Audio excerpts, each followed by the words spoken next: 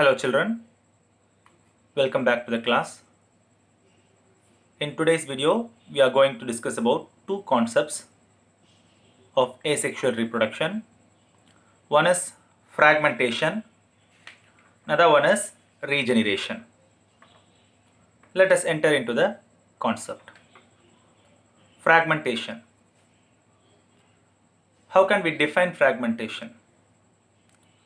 Fragmentation is a type of asexual reproduction in which the parent body breaks into many fragments and each fragment has the potentiality to grow into an individual organism. So there will be a parent body. That parent body undergoes division and they divide into many fragments, and each fragment will develop into an entire organism. This type of asexual reproduction is called as fragmentation. In our book, two organisms have been given as the examples for fragmentation. The first organism is sea anemone. Right? Sea anemone, it belongs to the phylum Cnidaria. In sea anemone, we can able to notice the fragmentation process. The fragmentation in sea anemone is referred as pedal laceration. Pedal means foot. Laceration means cutting or dissection. So in sea anemone, what is happening?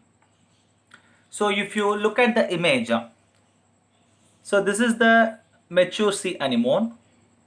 As the sea anemone moves from one location to another location, either accidentally or due to any external environmental factors, it leaves a small portion, what is called as pedal disc. The basal portion of the sea anemone is called as pedal disc. You can able to see here. So this is the basal part, what is called as pedal disc, and this part gets detached from the original plant body.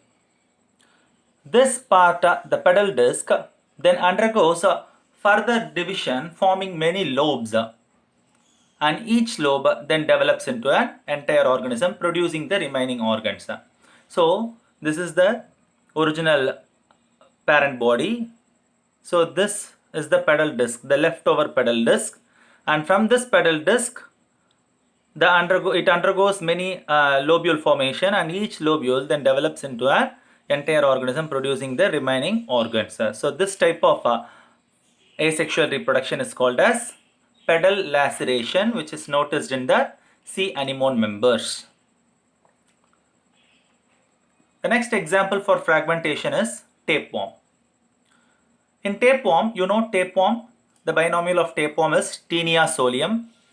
It is a parasitic worm, belongs to the phylum Platyhelminthes. Human is one of the hosts for this tapeworm. In tapeworm, the mature proglottids. So if you see the image, so all these are the proglottids. It is a metamerically segmented animal. So here we can able to see the segments of the tapeworm. So these are the mature segments, the last portion, right? So these are the mature segments or the mature proglottids or gravid proglottids, the mature proglottids, and these proglottids, as the animal grows, these proglottids gets periodically shed off. At the same time, the new proglottids will be formed at the neck region of this worm. So this is the neck region of the tapeworm. Here new proglottids will be formed. At the same time, the old one gets detached from the body. One special feature about this tapeworm is it is a hermaphrodite. That is, they have both the sexes.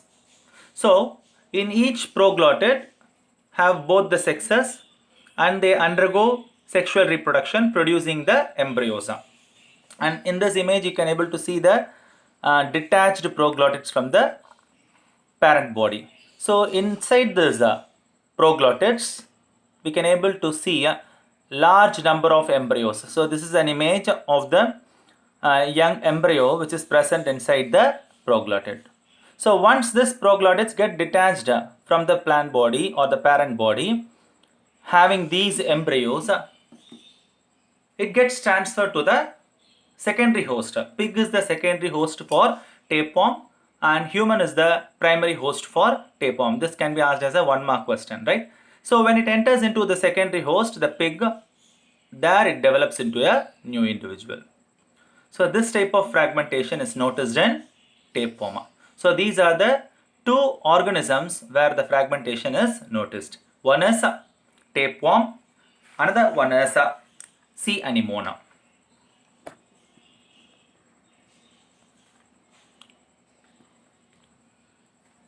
Next type of asexual reproduction is regeneration. Regeneration refers to the regrowth of the injured region. Wherever the organ gets injured or the part of the organ gets injured, there occurs the regrowth in certain organisms. So that regrowth of the injured region is what we call it as regeneration, and this regeneration is first studied by Abraham Tremblay in Hydra in the year 1740. So there are two basic types of regeneration. One is said to be Morphallaxis, another one is said to be epimorphosis. Morphallaxis and epimorphosis. These are the two different types of regeneration. Let us discuss one by one. So in Morphallaxis, what happens? The entire parent body, if it is cut into many regions, each region has the ability to regrow the remaining part. See, from the image it can be cleared. So this is the hydra. The hydra has two regions, the aboral region. Aboral means the lower part, and the oral region, that is the mouth part, top part. So here accidentally there occurs a cut. So the hydra gets splits into two portions. So this oral end then after certain period of time grows the remaining aboral portion, whereas simultaneously this aboral portion develops the oral portion, and now we got two young individuals. Then later they get matured into the adult one. So this is how the regeneration of the entire body from the cut off fragments is what we call it as morphallaxis. So this is another example for regeneration which takes place in a planaria, so which is very special in planaria, right? So this is the symbolic or the diagrammatic representation of the planaria worm. Here the planaria is cut into three segments, right? So the top, bottom and the middle portion, and each portion, see, so this is the head portion. The head portion develops the remaining lower portion of the body and grows into an adult one.